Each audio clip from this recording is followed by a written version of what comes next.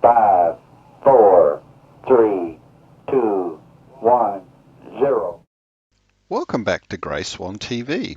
In the previous episode, I considered organisational culture and environmental complexity. Today, in the third and last chapter, I will first consider recent developments in the government and private sector, and lastly, I'll suggest some strategies to help you better manage your own organisational, cultural and complexity challenges.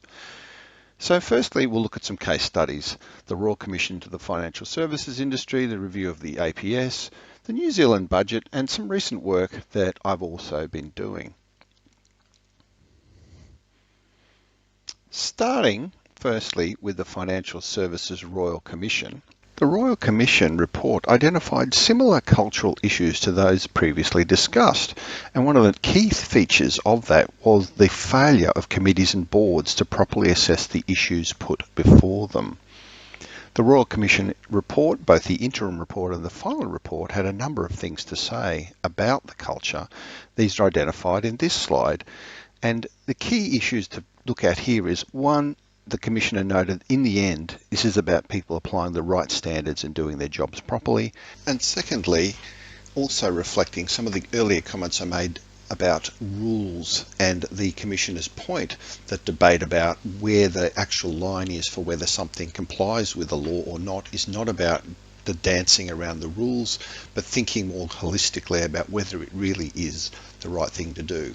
The chair of the APS review, David Thodey, also had some words to say about the sort of cultures that are necessary, and these are set out on the slide.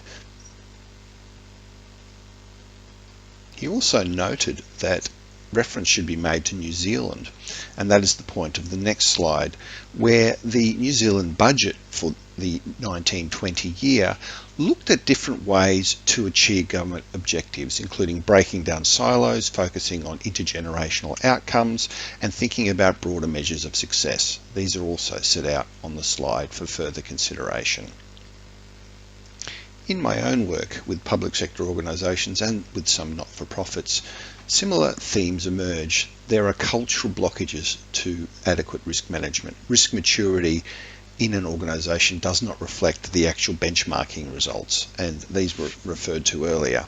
There is limited organisational awareness or access to risk frameworks. It's one great thing having them, but it's not much use to anybody if people don't access them or use it. Similarly, there's no risk training, and there's also inconsistent, ambiguous role modelling about culture. Okay, so risk management is full of complex and cultural nasties. Let's find ways to get around those problems and see what you can do to make things somewhat easier in the way you manage your risks. The idea is to keep it simple and user-friendly. You need to think differently, but don't overthink it. The major themes are identified in the slide. Remember, it's not where the line is, it's what you should or shouldn't do, and it's about communicating effectively. The second strategy to consider is to use the right people and try and get those people to demonstrate the right behaviours.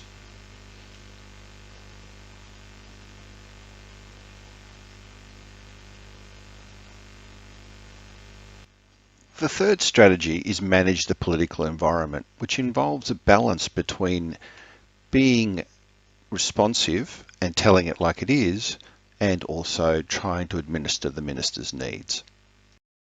Strategy 4 is a fundamental element of improving organisational culture and risk culture. As identified again by Amy Edmondson, the categories involve setting the stage, framing the nature of the work to be undertaken, inviting participation in a way that encourages people to speak up, but also responding productively and engaging with the answer and not feeling uncomfortable about a contrary view. The fifth strategy is to manage complexity. As we saw earlier, systems are becoming more and more complex, and 4 strategies are identified here as referenced from the book Meltdown. The first of these challenges is to improve system design and performance, and involves looking at how system elements interact and how tightly they are coupled. For many systems, you need to try and declutter them and use more transparent designs and keeping warning signs more simple and effective.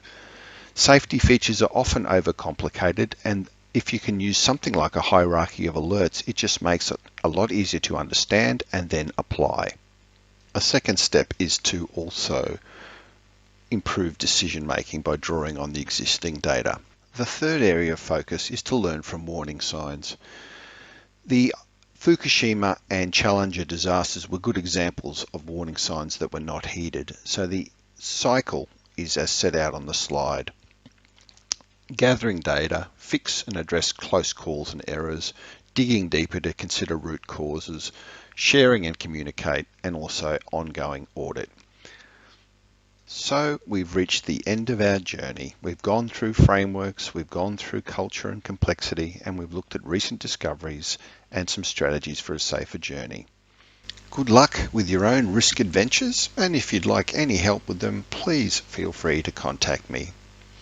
This has been a GS TV production.